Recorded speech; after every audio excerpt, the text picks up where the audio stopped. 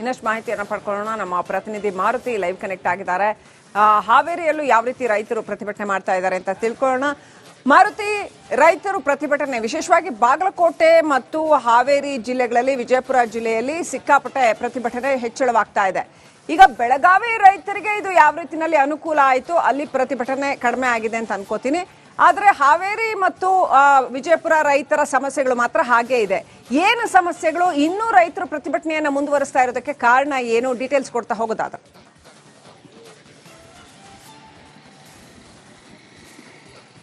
ಲಕ್ಷ್ಮಿ, ನೋಡಿ ಹೇಗಾಗಿದೆ ಅಂದರೆ, ಕಳೆದ ಬೆಳಗಾವಿನಲ್ಲಿ ಕಬ್ಬಿನ ಕಿಚ್ಚನತ್ತು ಅಲ್ಲಿ ಕೊಟ್ಟಂತಹ 3,300 ರೂಪಾಯಿ ದರವನ್ನು ಇಲ್ಲೂ ಕೊಡಿ ಅನ್ನೋದು ಹಾವೇರಿ ಜಿಲ್ಲೆಯ ರೈತರ ಪ್ರಮುಖ ಬೇಡಿಕೆಯಾಗಿದೆ. ಅದರಲ್ಲೂ ದಿನಾಂಕ 10ರಂದು ಅಂದರೆ ಇವತ್ತು ಪ್ರತಿಭಟನೆ ಮಾಡಲಿಕ್ಕೆ ರೈತರೇನು ಕರೆ ಕೊಡ್ತಾರೆ, ಅದರಲ್ಲೂ ಕೂಡ ಕಬ್ಬು ಬೆಳೆಗಾರರೇನು ಕರೆ ಕೊಡ್ತಾರೆ. ಅವ್ರು ಹೇಳೋದಿಷ್ಟೇ, ಬೆಳಗಾವಿ ಮತ್ತು ವಿಜಯಪುರದಲ್ಲಿ ಕೊಟ್ಟಿದ್ದಾರೆ ಬೆಲೆಯನ್ನು, ಕಬ್ಬಿಗೆ ಪ್ರತಿ ಟನ್ಗೆ 3,300 ಕೊಟ್ಟಿದ್ದಾರೆ, ಅದೇ ರೀತಿ ಹಾವೇರಿಗೂ ಕೊಡಿ ಅಂತ ಕೇಳ್ತಾರೆ. ಹಾವೇರಿಗೆ ಅಂದರೆ ಸಕ್ಕರೆ ಇಳುವರಿಯನ್ನು ಸರ್ಕಾರವೇ ಮುಂದುವರೆದು ಮಾಡೋ ವ್ಯವಸ್ಥೆ ಆಗಲಿ. ಯಾಕಂದರೆ ಹಾವೇರಿಯ ಕಬ್ಬು ಇಳುವರಿ ಏನಿದೆ, ಅದರಲ್ಲೂ ಸಕ್ಕರೆ ಇಳುವರಿ ಏನಿದೆ ಅದಕ್ಕೆ 9.15 ತೋರಿಸ್ತಾ ಇದ್ದಾರೆ. ಇನ್ನು ಬೆಳಗಾವಿ ಆಗಿರ್ಬೋದು, ಬಾಗಲಕೋಟೆಯ ಸಕ್ಕರೆಗೆ 11.42 ತೋರಿಸ್ತಾ ಇದ್ದಾರೆ. ಹೀಗಾಗಿ ಅಲ್ಲಿಗೂ ಇಲ್ಲಿಗೂ ಒಂದಿಷ್ಟು ಡಿಫ್ರೆನ್ಸ್ ಆಗುತ್ತೆ. ಹೀಗಾಗಿ 2,740 ರೂಪಾಯಿಗಳನ್ನ ಕೊಡಲಿಕ್ಕೆ ಹಾವೇರಿಯ ಏನು ಪ್ರಮುಖ 3 ಶುಗರ್ ಫ್ಯಾಕ್ಟ್ರಿಗಳಿದ್ದಾವೆ ಅವರು ಮುಂದೆ ಬಂದಿದ್ದಾರೆ. ಆದರೆ ರೈತರು ಮಾತ್ರ ನಮಗೆ ಬೆಳಗಾವಿ ಮಾದರಿಯಲ್ಲೇ ಹಣವನ್ನು ನೀಡಬೇಕು, ಯಾಕಂದರೆ ನಾವು ಕೂಡ ಅದೇ ರೀತಿ ಬೆಳೀತಾ ಇದ್ದೇವೆ, ನಮಗೆ ಕಂಪನಿಗಳು ಮೋಸ ಮಾಡಲಿಕ್ಕೆ ಮುಂದಾಗ್ತಾ ಇದ್ದಾವೆ. ಕಾರಣ ಏನು ಅಂತಂದರೆ, ಈ 9.5 ಅನ್ನುವಂಥ ಏನು ಸಕ್ಕರೆ ಇಳುವರಿ ತೋರಿಸ್ತಾ ಇದ್ದಾರೆ, ಇದರಿಂದಾಗಿ ಸಾಕಷ್ಟು ಸಮಸ್ಯೆ ಆಗ್ತಾ ಇದೆ. ಅವರಂತೆ ನಾವು ಕೂಡ ಅದಷ್ಟೇ ಜಾಗದಲ್ಲಿ ಅದಷ್ಟೇ ಎಕರೆಗಳಲ್ಲಿ ಬೆಳೀತಾ ಇದ್ದೇವೆ ಕಬ್ಬನ್ನು. ಹೀಗಾಗಿ ನಮಗೂ ಕೂಡ ಅದೇ ಬೆಲೆ ಬೇಕು. 3,300 ಕೊಟ್ಟರೆ ಮಾತ್ರ ನಾವು ಕಬ್ಬುಗಳನ್ನ ಕೊಡುವಂಥ ವ್ಯವಸ್ಥೆ ಮಾಡ್ತೀವಿ, ಇಲ್ಲ ಅಂದರೆ ಅಹೋರಾತ್ರಿ ಧರಣಿ ಸತ್ಯಾಗ್ರಹ ಮಾಡ್ತೇವೆ, ನಮಗೂ ಕೂಡ ಅದೇ ರೀತಿ ಬೇಕು. ಪ್ರತಿ ಬಾರಿ ನಾವು ಈ ರೀತಿಯಾಗಿ ಪ್ರತಿಭಟನೆಗೆ ಇಳಿದಾಗ ಕೂಡ ಜಿಲ್ಲಾಧಿಕಾರಿಗಳು ಕಚೇರಿಯಲ್ಲಿ ಕೂಡ ಒಂದಿಷ್ಟು ಮಾತುಕತೆ ಕರೆಯಲಿಕ್ಕೆ ನಡೆಸ್ತಾ ಇದ್ರು. ಈ ಬಾರಿ ಕೂಡ ಕರೆದಿದ್ರು. ನಿನ್ನೆ ರಾತ್ರಿ ಕೂಡ ಅಂದರೆ ಸುಮಾರು ರಾತ್ರಿ 9-10 ಗಂಟೆವರೆಗೂ ಜಿಲ್ಲಾಧಿಕಾರಿಗಳ ಕಚೇರಿಯಲ್ಲಿ ರೈತರೊಂದಿಗೆ ಮತ್ತು ಶುಗರ್ ಕಂಪನಿಗಳ ಮಾಲೀಕರೊಂದಿಗೆ ಒಂದಿಷ್ಟು ಮಾತುಕತೆ ನಡೆಸಿದ್ರು. ಯಾವುದೇ ಕಾರಣಕ್ಕೂ 2,760 ರೂಪಾಯಿಗಳನ್ನ ಒಪ್ಪುವಂಥ ಮಾತೇ ಇಲ್ಲ, ಇಲ್ಲವಾದಲ್ಲಿ ಘೋರವಾದಂಥ ಹೋರಾಟವನ್ನು ಮಾಡಲಿಕ್ಕೆ ಮುಂದಾಗ್ತೀವಿ ಅಂತ ಹೇಳಿ ರೈತರು ಮುಂದಾದರು. ಜಿಲ್ಲಾಧಿಕಾರಿಗಳು ಕೂಡ ಸಾಕಷ್ಟು ಚರ್ಚೆ ನಡೆಸೋ ಮುಖಾಂತರ ರೈತರಿಗೆ ಒಂದಿಷ್ಟು ಸಲಹೆ ಸೂಚನೆ ಕೊಡೋಕೆ ಮುಂದಾದರು. ಆದರೂ ಕೂಡ ಒಪ್ಪದ ರೈತರು ಪ್ರತಿಭಟನೆಗೆ ಮುಂದಾಗಿದ್ದಾರೆ. ಇವತ್ತು ಪ್ರಮುಖವಾಗಿ ನಾನಿರುವಂಥ ಸರ್ಕಲ್ ಇದೆ, ಇದು ಮಹದೇವ ಮೈಲಾರಪ್ಪ ಸರ್ಕಲ್. ಇವತ್ತು ಇಲ್ಲಿ ಪ್ರತಿಭಟನೆ ಮಾಡಲಿಕ್ಕೆ ರೈತರು ಮುಂದಾಗಿದ್ದಾರೆ. ಪ್ರಮುಖವಾದ ಬೇಡಿಕೆ 3,300 ರೂಪಾಯಿ ಏನಿದೆ ಟನ್ಗೆ, ಅದನ್ನು ಸಂಪೂರ್ಣ ಕೊಡಬೇಕು ಮತ್ತು ಸರ್ಕಾರವೇ ಮುಂದಾಳತ್ವ ವಹಿಸಿ ಸಕ್ಕರೆ ಇಳುವರಿಯನ್ನು ಚೆಕ್ ಮಾಡಬೇಕು. ಯಾಕಂದರೆ ಕಂಪನಿಗಳು ನಮಗೆ ಮೋಸ ಮಾಡಲಿಕ್ಕೆ ಮುಂದಾಗ್ತಾ ಇದ್ದಾವೆ. ಬೆಳಗಾವಿ ಬಿಜಾಪುರ ಮಾದರಿಯಲ್ಲೇ ನಮಗೂ ಕೊಡಬೇಕು ಅನ್ನೋ ಒಂದು ವಿಚಾರವನ್ನು ಈಗ ರೈತರು ಜಿಲ್ಲಾ ಕಚೇರಿಗಳ ಮುಂದೆ ಇಟ್ಟಿದ್ರು. ಆ ಬೇಡಿಕೆನ ಸಾಕಷ್ಟು ಸರಿಪಡಿಸಲಿಕ್ಕೆ ಕೂಡ ಜಿಲ್ಲಾಧಿಕಾರಿಗಳು ಪ್ರಯತ್ನ ಮಾಡಿದ್ರು. ಆದರೂ ಕೂಡ ಈ ಪ್ರಯತ್ನ ವಿಫಲವಾಗಿದೆ. ಇವತ್ತು ಕೂಡ ಹೋರಾಟಕ್ಕೆ ರೈತರು ಮುಂದಾಗಿದ್ದಾರೆ. ಸರಿಸುಮಾರು 4,000 ಜನ ಸೇರುವ ನಿರೀಕ್ಷೆ ಕೂಡ ಇರುವಂಥದ್ದು. ಪ್ರಮುಖವಾಗಿ ಈ ಮಹದೇವ ಸರ್ಕಲ್ ಏನಿದೆ, ಇಲ್ಲಿ ಇವತ್ತು ಪ್ರತಿಭಟನೆ ಮಾಡಲಿಕ್ಕೆ ರೈತರು ಮುಂದಾಗ್ತಾರೆ. ಒಟ್ಟಾರೆಯಾಗಿ ರೈತರ ಪ್ರಮುಖ ಬೇಡಿಕೆ 3,300 ರೂಪಾಯಿ ಏನಿದೆ ಅಷ್ಟೇ ಕೊಡಿ. ಸರ್ಕಾರ ಅಂದರೆ ರಾಜ್ಯ ಸರ್ಕಾರ 50 ಕೊಡುತ್ತೆ, ಕಂಪನಿ ಕೂಡ 50 ರೂಪಾಯಿ ಹೆಚ್ಚಾಗಿ ಕೊಟ್ಟು 3,800 ರೂಪಾಯಿ ಕೊಟ್ಟರು ನಾವು ಒಪ್ಕೋತೇವೆ. ಒಂದು ವೇಳೆ 100 ರೂಪಾಯಿ ಕಡಿಮೆ ಆದರೂ ಪರವಾಗಿಲ್ಲ, ಒಪ್ಕೋತೀವಿ. ಆದರೆ ಯಾವುದೇ ಕಾರಣಕ್ಕೂ ಕಂಪನಿ ಹೇಳಿದ 2,740 ರೂಪಾಯಿ ಕಂಪನಿ ಹೇಳಿದೆ ಹಣ, ಆ ಹಣಕ್ಕೆ ಮಾತ್ರ ಯಾವುದೇ ಕಾರಣಕ್ಕೂ ನಮಗೆ ಒಪ್ಪಿಗಿಲ್ಲ ಅನ್ನೋ ಮಾತನ್ನು ನಿನ್ನೆ ಜಿಲ್ಲಾಧಿಕಾರಿ ಕಚೇರಿಗಳಲ್ಲಿ ರಾತ್ರಿ 9 ಗಂಟೆವರೆಗೂ ನಡೆದಂಥ ಸಭೆಯಲ್ಲಿ ಆಗೋಯಿತು. ಹೀಗಾಗಿ ಕಂಪನಿಯವರು ಕೂಡ ಪ್ರಮುಖವಾಗಿ ಕೊಡ್ತಾ ಇದ್ದಂಥ ಬೆಲೆಗಿಂತ ಹೆಚ್ಚಾಗಿ ಕೇಳ್ತಾ ಇದ್ರಿ.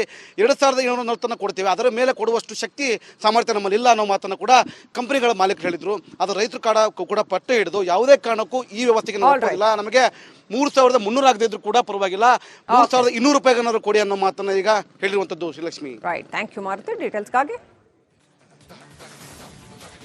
ಇನ್ನು ಬಾಗಲಕೋಟೆಯಿಂದ ನಮ್ಮ ಪ್ರತಿನಿಧಿ ಸಿದ್ದು ದುತ್ತರಗಾವಿ ಕನೆಕ್ಟ್ ಆಗಿದ್ದಾರೆ. ಬಾಗಲಕೋಟೆನಲ್ಲಿ ರೈತರು ಯಾಕೆ ಅಷ್ಟೊಂದು ಪ್ರತಿಭಟನೆ ಮಾಡ್ತಾ ಇದ್ದಾರೆ ಅಂತ ತಿಳ್ಕೊಳ್ಳೋಣ. ಸಿದ್ದು, ಬಾಗಲಕೋಟೆಯಲ್ಲಿ ಸಚಿವರು ಬಂದ್ರು, ಸಂಧಾನ ಸಭೆ ಮಾಡಿದ್ರು, ಅದು ಕೂಡ ವಿಫಲವಾಯಿತು. ಸರ್ಕಾರದ ಪರಿಹಾರ 3,300 ರೂಪಾಯಿ ಪ್ರತಿ ಟನ್ ಕಬ್ಬಿಗೆ ಬಾಗಲಕೋಟೆ ರೈತರು ಒಪ್ಪುತ್ತಾ ಇಲ್ಲ. ಯಾಕೆ ಒಪ್ಪುತ್ತಾ ಇಲ್ಲ, ಏನೆಲ್ಲ ಸಮಸ್ಯೆಗಳಿದ್ದಾವೆ, ಬಾಗಲಕೋಟೆ ಜಿಲ್ಲಾ ರೈತರು ಬೇರೆ ಬೆಳಗಾವಿ ರೈತರಿಗಿಂತ ಹೇಗೆ ಭಿನ್ನ, ಇಲ್ಲಿ ಏನ್ ಸಮಸ್ಯೆಗಳಾಗ್ತಾ ಇದ್ದಾವೆ, ರೈತರ ಅಳಲು ಏನು, ಹೇಳ್ತಾ ಹೋಗಿ.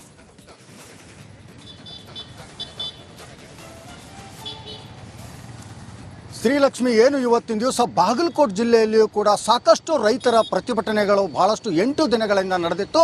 ಆದರೆ ಸರ್ಕಾರ ಮತ್ತು ಜಿಲ್ಲಾ ಆಡಳಿತದ ಮಧ್ಯಸ್ಥಿಕೆಯಲ್ಲಿ ಸಾಕಷ್ಟು ಸಮಸ್ಯೆಗಳನ್ನು ಆಲಿಸಿದಂಥ ಸರ್ಕಾರ ಇವತ್ತಿನ ದಿವಸ ಅವರಿಗೆ ಒಂದು 3,000 ರೂಪಾಯಿಗಳನ್ನು ಕೊಡಬೇಕು ಅನ್ನುವಂಥ ಒಂದು ನಿರ್ಧಾರ ಮಾಡಿ ಎಲ್ಲ ರೈತ ಸಂಘದ ಮುಖಂಡರು ಮತ್ತು ಏನು ಕಾರ್ಖಾನೆಗಳ ಮಾಲೀಕರ ಜೊತೆಯಲ್ಲಿ ಬೆಂಗಳೂರಿನಲ್ಲಿ ಒಂದು ಸಭೆ ಮಾಡೋದ್ರ ಮುಖಾಂತರ ಸರ್ಕಾರ 3,300 ರೂಪಾಯಿಗಳನ್ನು ಕೊಡಬೇಕು ರೈತರಿಗೆ ಅನ್ನುವಂಥ ಒಂದು ನಿರ್ಧಾರ ಮಾಡೋದರೊಂದಿಗೆ ಆದೇಶವೂ ಕೂಡ ಹೊರಡಿಸುತ್ತೆ. ಅದೇ ರೀತಿಯಾಗಿ ಬಾಗಲಕೋಟೆ ಆಗಿರ್ಬೋದು, ವಿಜಯಪುರ ಆಗಿರ್ಬೋದು, ಬೆಳಗಾವಿ ಆಗಿರ್ಬೋದು ಎಲ್ಲ ಜಿಲ್ಲೆಗಳಲ್ಲಿ ಕೂಡ ಏನು ಪ್ರತಿಭಟನೆ ಹಿಂತಕೊಂಡದ್ರ ಜೊತೆಗೆ ವಿಜಯೋತ್ಸವವನ್ನು ಆಚರಣೆ ಮಾಡ್ತಾರೆ. ಆದರೆ ಬಾಗಲಕೋಟೆ ಜಿಲ್ಲೆಯಲ್ಲಿ ಬರ್ತಕ್ಕಂಥ ಮುಧೋಳ ತಾಲೂಕಿನಲ್ಲಿ ಸಾಕಷ್ಟು ರೈತರು ಆ ಒಂದು ದಿನಾನೇ ಆ ಪ್ರತಿಭಟನೆ ನಿಲ್ಲಿಸಲ್ಲ. ಯಾಕಂತಂದರೆ ನಾವು ಕೇಳಿದಂಥ 3,500 ರೂಪಾಯಿಗಳು ನಮಗೆ ಕೊಡುವವರೆಗೆ ನಮ್ಮ ಹೋರಾಟ ಮುಂದುವರಿಯುತ್ತೆ ಅನ್ನುವಂಥ ಕಾರಣಕ್ಕೋಸ್ಕರ ಇವತ್ತಿನ ದಿನ ಏನು ಹಗಲು ರಾತ್ರಿ ಎನ್ನದೇ ಒಂದು ಪ್ರತಿಭಟನೆಯಲ್ಲಿ ತೊಡಗಿದಂಥ ಮುಧೋಳ ಕಬ್ಬು ಬೆಳೆಗಾರರು ಸಾಕಷ್ಟು ಒಂದು ಏನು ಜಿಲ್ಲಾ ಆಡಳಿತವಾಗಿರ್ಬೋದು, ಜೊತೆಗೆ ಉಸ್ತುವಾರಿ ಸಚಿವರಾದಂಥ RB ತಿಮ್ಮಾಪುರ್ ಅವರು ಕೂಡ ಮನವೊಲಿಸೋಕ್ಕೆ ಪ್ರಯತ್ನ ಮಾಡಿದರೆ ಯಾವುದೋ ಒಂದು ಪ್ರಯೋಜನ ಆಗಿಲ್ಲ. ಎಲ್ಲವೂ ಕೂಡ ವಿಫಲವಾಗಿವೆ ಸಭೆಗಳು. ಇವತ್ತಿನ ದಿವಸ ಮುಧೋಳ ನಗರ ಪೂರ್ತಿಯಾಗಿ ಬಂದ್ ಮಾಡುವ ನಿಟ್ಟಿನಲ್ಲಿ ರೈತರು ಒಂದು ನಿರ್ಧಾರವನ್ನು ತೆಗೆದುಕೊಂಡಿದ್ದಾರೆ. ಈಗ ನಾವು ಮುಧೋಳದಲ್ಲಿರ್ತಕ್ಕಂಥ ಸಂಗೊಳ್ಳಿ ರಾಯಣ್ಣ ಸರ್ಕಲ್ನಲ್ಲಿ ನಾವೀಗಿದ್ದೀವಿ. ಸಂಗೊಳ್ಳಿ ರಾಯಣ್ಣ ಸರ್ಕಲ್ನಲ್ಲೇ ಈ ಒಂದು ಪ್ರತಿಭಟನೆ ಪ್ರತಿ ವರ್ಷವೂ ಇಲ್ಲೇ ಒಂದು ಹಮ್ಕೋತಾರೆ. ಅದೇ ರೀತಿಯಾಗಿ ಲೆಫ್ಟ್ಗೆ ನೋಡ್ತಿರ್ಬೋದು, ಈಗ ನಮ್ಮ ಸುನೀಲ್ ತೋರಿಸ್ತಾರೆ.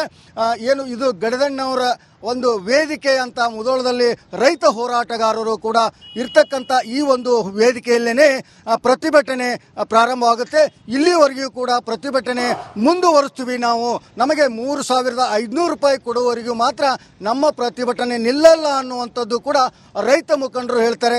ಜೊತೆಗೆ ನಿನ್ನೆ ಬೆಳಗ್ಗೆ ಏನು ಕಾರ್ಖಾನೆಯ ಮಾಲೀಕರು ಕೂಡ ಜಿಲ್ಲಾ ಆಡಳಿತಕ್ಕೆ ಆಗಮಿಸಿ ಜಿಲ್ಲಾಧಿಕಾರಿಗೆ ಒಂದು ಮನವಿಯನ್ನು ಸಲ್ಲಿಸ್ತಾರೆ.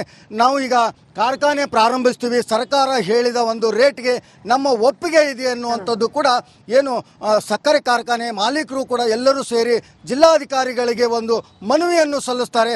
ಆ ಮನವಿ ನಂತರ ಏನು ಜಿಲ್ಲಾಡಳಿತ ಕೂಡ ಆಯಿತು, ನೀವು ಸಕ್ಕರೆ ಕಾರ್ಖಾನೆಗಳನ್ನು ಪ್ರಾರಂಭ ಮಾಡಿ, ಯಾಕಂತಂದರೆ ಎಷ್ಟು ಲೇಟ್ ಆಗುತ್ತೆ ಅಷ್ಟು ಏನು ಕಬ್ಬಿಗೆ ಕೂಡ ಹೆಚ್ಚಿನ ಒಂದು ವೇಟ್ ಕೂಡ ಕಡಿಮೆ ಆಗೋದ್ರ ಜೊತೆಗೇ ರೈತರಿಗೆ ಹಾನಿಯಾಗುತ್ತೆ ಅನ್ನುವಂಥ ಮಾತನ್ನು ಹೇಳ್ತಾರೆ.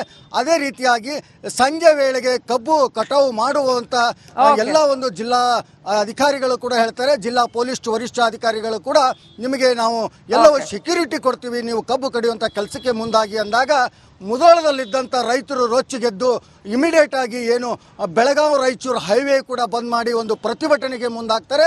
ಆಗ ಜಿಲ್ಲಾ ಉಸ್ತುವಾರಿ ಸಚಿವರಾದಂಥ RB ತಿಮ್ಮಾಪುರ್ ಅವರು ಸ್ಥಳಕ್ಕೆ ಬಂದು ಜಿಲ್ಲಾಧಿಕಾರಿ ಮತ್ತು ಜಿಲ್ಲಾ ಪೊಲೀಸ್ ವರಿಷ್ಠಾಧಿಕಾರಿಗಳು ಕೂಡ ಮನವೊಲಿಸೋಕ್ಕೆ ಪ್ರಯತ್ನ ಮಾಡ್ತಾರೆ. ಆದರೆ ರೈತರು ಆ ಮನವಿಗೆ ಒಪ್ಕೊಳ್ಳೋದಿಲ್ಲ. ಆ ಸಭೆ ಕೂಡ ವಿಫಲ ಆಗುತ್ತೆ. ಇವತ್ತಿನ ದಿನ ಮುಧೋಳ ನಗರವು ಕೂಡ ಪೂರ್ತಿಯಾಗಿ ಏನು ಎಲ್ಲ ಒಂದು ವ್ಯಾಪಾರಸ್ಥರಿಗೆ ಕೂಡ ಮನವಿ ಮಾಡೋದ್ರ ಮುಖಾಂತರ ನಮಗೆ ಏನು ಪ್ರತಿಭಟನೆಗೆ ಬೆಂಬಲ ಸೂಚಿಸಬೇಕನ್ನುವಂಥ ಮಾಹಿತಿಯನ್ನು ರೈತರು ನೀಡ್ತಾರೆ. ಇವತ್ತಿನ ದಿನ ಏನು ಸಂಗೊಳ್ಳಿ ರಾಯಣ್ಣ ಸರ್ಕಲ್ನಿಂದ ತಹಸೀಲ್ದಾರ್ ಕಚೇರಿವರೆಗೂ ಕೂಡ ಮೆರವಣಿಗೆ ಮೂಲಕ ಹೋಗಿ ತಹಸೀಲ್ದಾರ್ ಕಚೇರಿಗೆ ಮುತ್ತಿಗೆ ಹಾಕುವ ವಿಚಾರವನ್ನು ಕೂಡ ನಿನ್ನೆ ರೈತರು ತಿಳಿಸಿದ್ದಾರೆ. ಈಗ 11 ಗಂಟೆ ನಂತರ ರೈತರೆಲ್ಲ ಕೂಡಿದ ಮೇಲೆ ಯಾವ ರೀತಿ ಬೆಳವಣಿಗೆ ಆಗುತ್ತೆ ಅನ್ನುವಂಥದ್ದನ್ನು ಕೂಡ ಕಾದು ನೋಡಬೇಕಾಗಿದೆ. Shrilakshmi, thank you Siddu Duttargavi ಡೀಟೇಲ್ಸ್ಗಾಗಿ.